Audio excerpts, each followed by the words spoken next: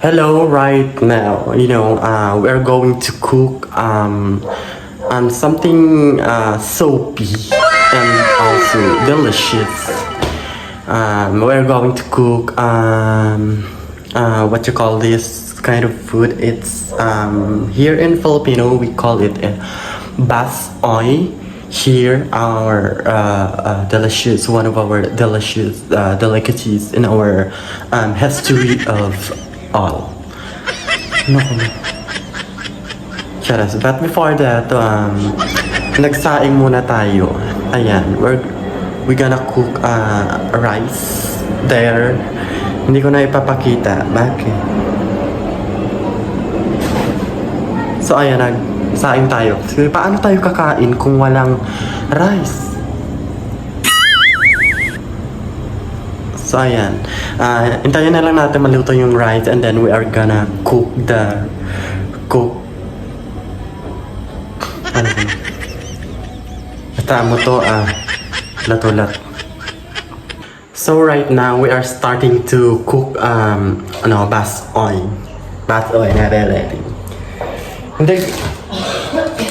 the ingredients here, we have here the onion and garlic. First, we have also the magic syrup, and also we have here the balatong, and last is hindi pala ito last, ito yung second to the last.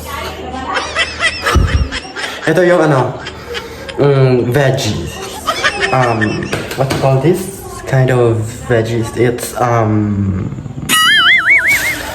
carrots? Hindi ito carrots eh. Nalimutan ko ano nga to? Pad thai, and the last is the crushed meat of pig.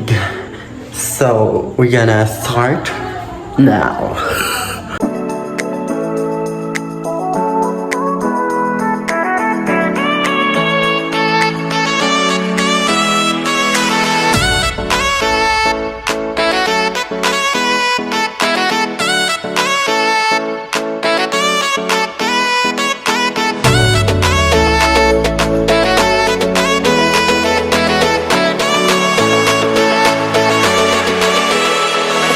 So ayan, sa mga ginawa ko, ang step by step nun is you must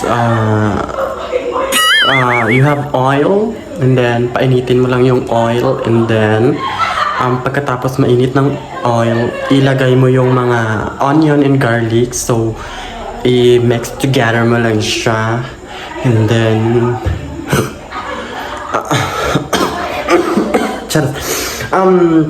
another is ilagay mo yung meat, and then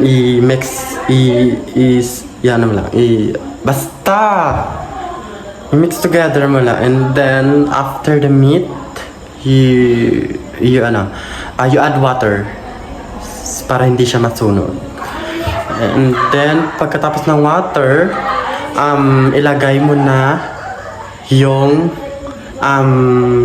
matigas, which is yung beans, and then what you call this, balatong here. Yes. And then mag-antay ka lang, pakuluan mo, and then yon another process na naman.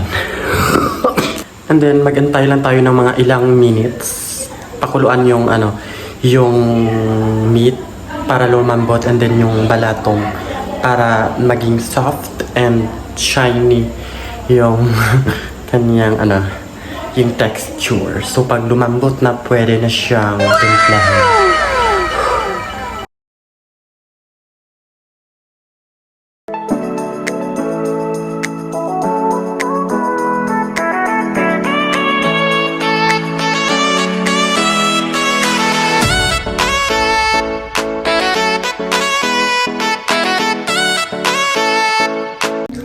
And ayan, luto na ang ating basoy food, soup food. Ayan. So mag-aantay lang tayo sa aming mga kasama. And then ipapatikim natin sa kanila yung luto ko. So ayan, maghintay lang tayo. And that's all for today. And kapag hindi ka pa nakapag-subscribe, and don't forget to subscribe for more uploads and other episodes of another happenings in my life. For you guys to know, bakit nga ba wala pa akong intro. Pinag-iisipan ko pa kung ano yung gagawin kong intro. Ayan. So, mag-abang-abang na kayo para gagawa ako ng intro or ano bang magandang intro.